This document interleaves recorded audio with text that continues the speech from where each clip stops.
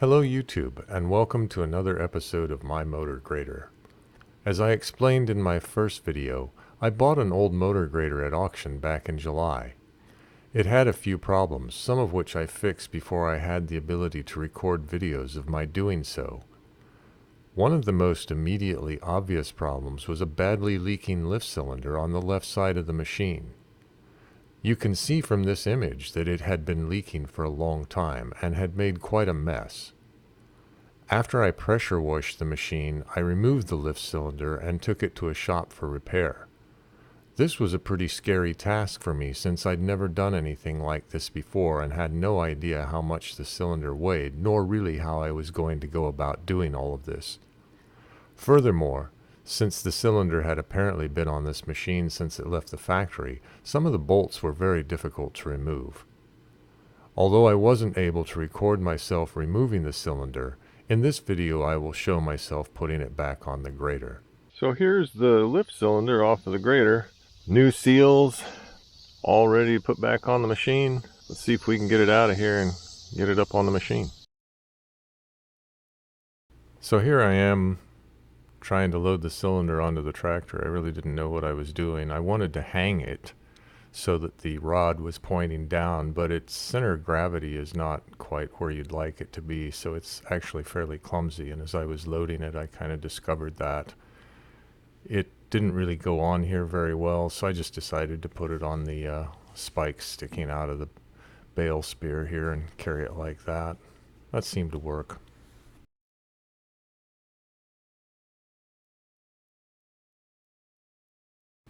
So here we are coming up to the grader with the cylinder. It took me a few tries to get this figured out. It would have been better if I would have had more than one person, but I had to do this all by myself, so it was a little more challenging than it might have otherwise been. Here I'm just trying to figure out how to secure the thing and to hang it, because it does need to be in somewhat of an upright position, and you can see that center connector there with the two little tabs sticking out of it that has to go into the fork there on the lift arm. I'm trying to figure out how to hang this thing so that I can lift it up in the air and have the rod pointing down, but as I said, the center of gravity doesn't exactly work to your advantage here. It doesn't want to hang vertically like you'd like it to, and there's really nothing. It's not like a normal cylinder where you might have a pin at the top of it that you could strap through and hang it vertically, so that was a little bit of a challenge. And then of course from the cab of the tractor I can't really see what I'm doing here very well, so I had to make several attempts at positioning the bale spear there to get the cylinder in the right position, so I would come up and look at it and figure out what was wrong, then go back into the cab of the tractor and manipulate the controls a little bit, try to reposition the cylinder. And it does look a bit comical here as I try this over and over and over again. That time it was bound a little too tight. Let's try lifting the bucket a little. There, maybe now we've got it. Climb back up. Look around a little bit. See if I can wiggle it into position. Yeah, looks like I can. So now we can undo the strap. We've got it sitting in its bracket there. So now it looks like we're all done, ready for the next step.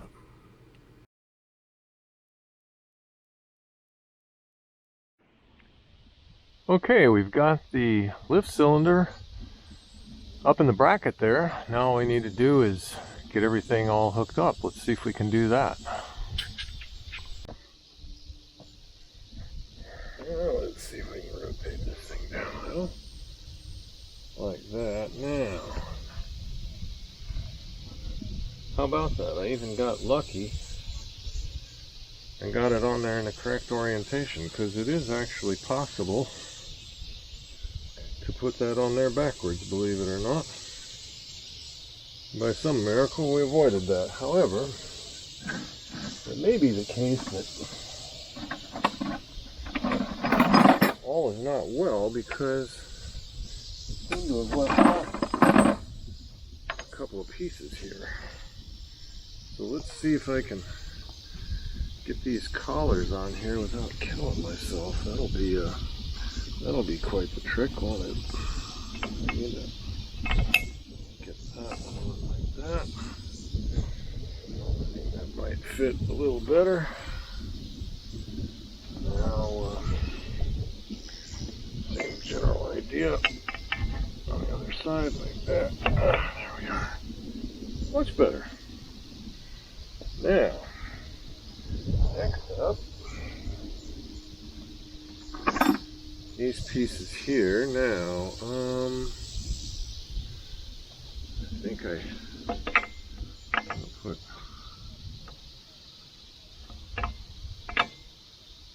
this one here, maybe. It was at this point I realized that it had rained the night before, and the holes the bolts went into were full of rainwater. I decided it wasn't a good idea to screw those bolts into holes that were full of water for fear that they would rust in place permanently. So at this point, I decided I had to do something about the water. Alright, so I guess what we'll do is we'll try to get a paper towel down in there. See if we can lick some of that water out of there. Yeah, that worked pretty well. And then again, one sure way to make sure these bolts will never come out ever again, and that's just to put them in here with all that rainwater down the bottom of them.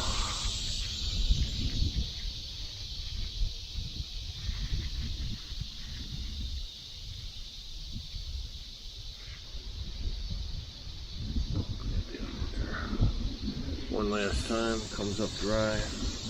I'm reasonably happy that that's all good. So now let's try this again.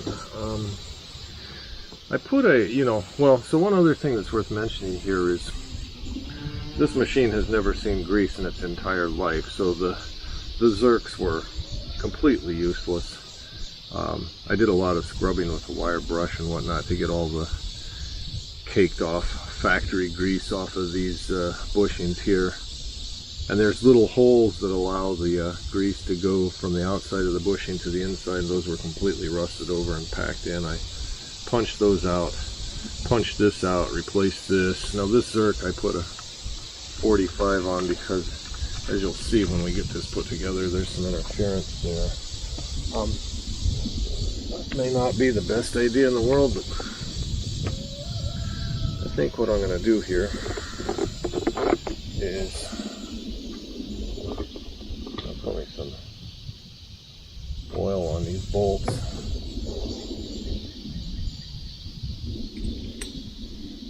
With the hope that, I know it's not as good as no seas, but hopefully it's better than nothing. So, let's give that a try. Start these in here, like that. This one's already a little cranky here.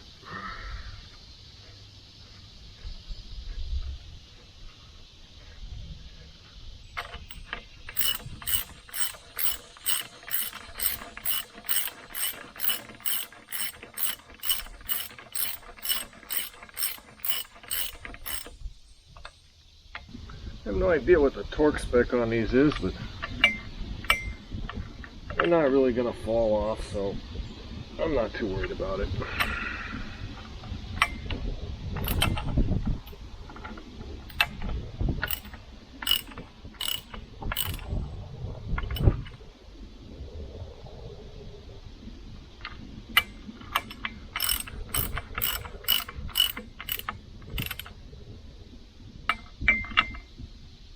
Alright, that's that. Pivots freely. It even swings that way. How about that?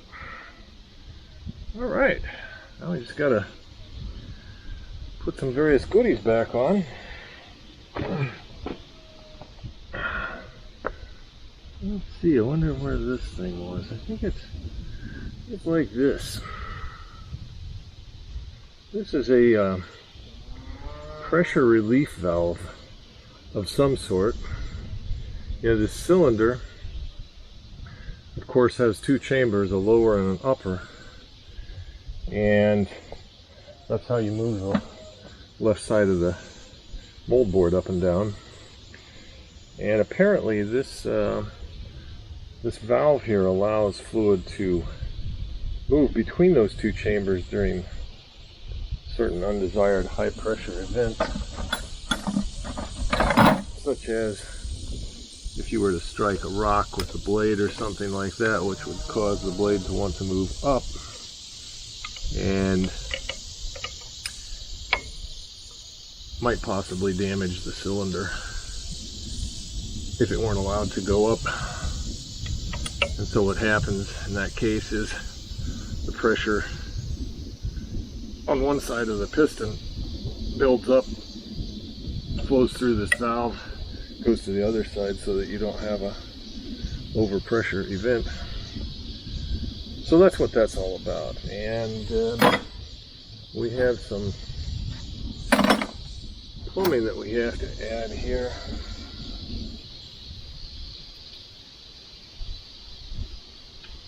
And my recollection is it goes in here like this. This is not the easiest damn piece to put on here, because you sort of have to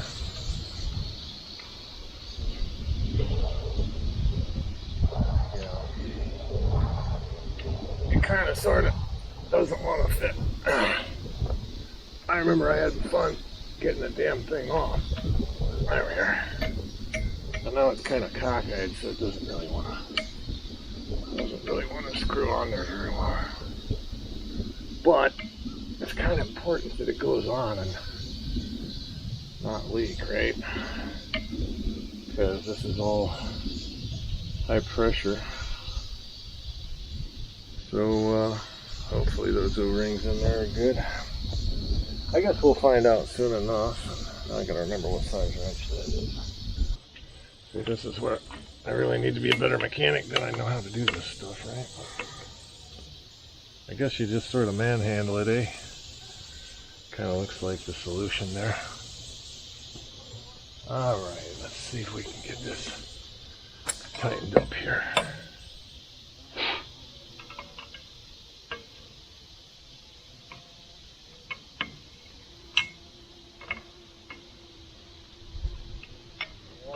And as I said, I really hope this stuff doesn't leak. But I wouldn't be surprised if it does. You know, it's 40 years old. I guess you could probably use hoses here instead of pipes, although I'm sure the pipes are probably better if you can make them work.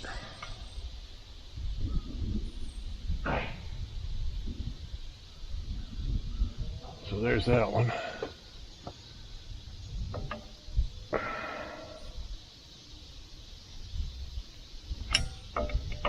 It's annoying that somebody painted this thing. That's the universal solution, right, boys? Something's broke, just put a little yellow paint on it, that'll fix everything. There, I think that's tight. And we got some snot dripping down here. I don't know where all that came from, but I don't really need that. Alright.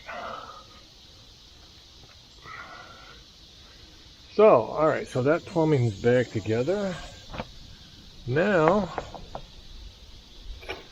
the last chore, I think, for plumbing anyway, is to hook up these hoses here. See if we can do that. Thankfully, these were pretty straightforward. Left one to the left side, right one to the right side. Can't get much simpler than that, huh? These were two of the hoses I replaced, by the way. I had them made at O'Reilly's, which maybe that's not the best place, but it was convenient and close, quick. And this is kind of, yeah, you gotta, on this valve, there's a little fitting of some sort, so you gotta, like, hold it with that one, because otherwise this whole thing will spin. And I got a strip saw, What mechanic could be without one of these, right? How else would you round your nuts and bolts without that? Alright, well, I think everything's all plumbed back up. Everything looks good. Now all we got to do is work on this ball joint down here, putting that back together. And the guy that fixed the cylinder for me told me he thought those were original seals in that thing and that they'd never been replaced.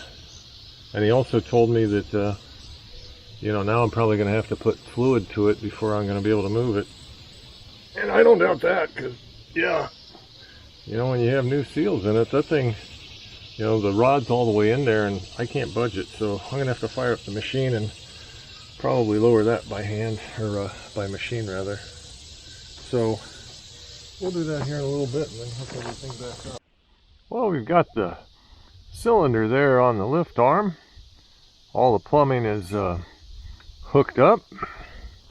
Now all we have left to do is connect this ball joint to that ball. And there's the rest of the pieces of it.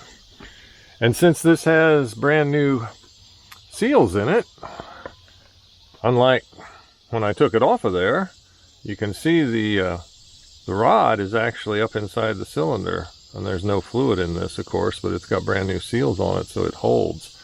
It wouldn't have done that before. So now I'm going to fire the machine up, put some fluid to it, and see if we can lower that end of the rod down and hook up that ball. So let's see how it goes. Well, we got her running. Let's see how the cylinder responds here. Maybe what I'll do, come over here and pull this thing this way a little so I can kind of see it from the cab here. Let's see what happens when I pull the lever here.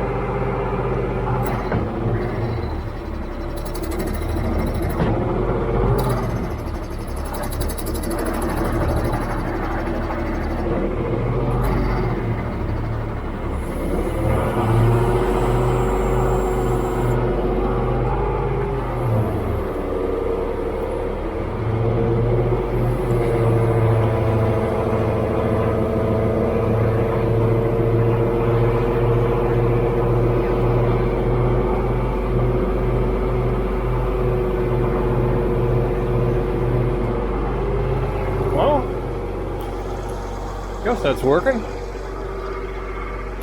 See how many leaks we got. Yeah, we got some leaks up there, don't we?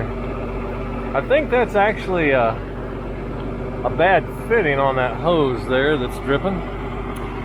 But the cylinder looks pretty good, so maybe we can lower it down just a little bit more here and get it going.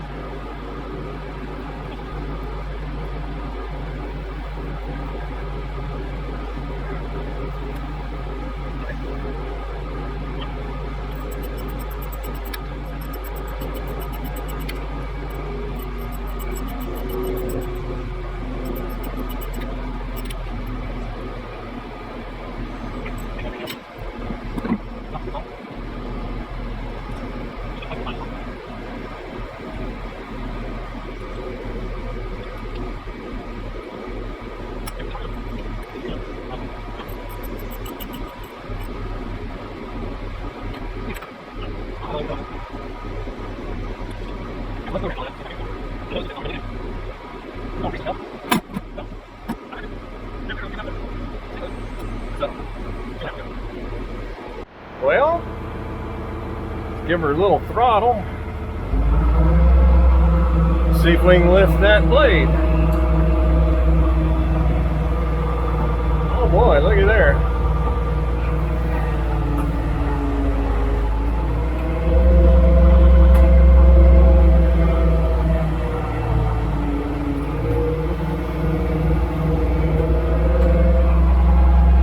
How about that? Well, I guess that job's more or less complete. Now we still have a problem right here on this fitting. Now I don't know if that's the fitting from the hose or the fitting from that valve, but we're gonna have to look at that, take care of that at some point, because it's just dripping down here. But you know, when I bought this machine, this cylinder over here had been leaking so bad that there was a pile of muddy, greasy gunk right here that filled this whole area just completely.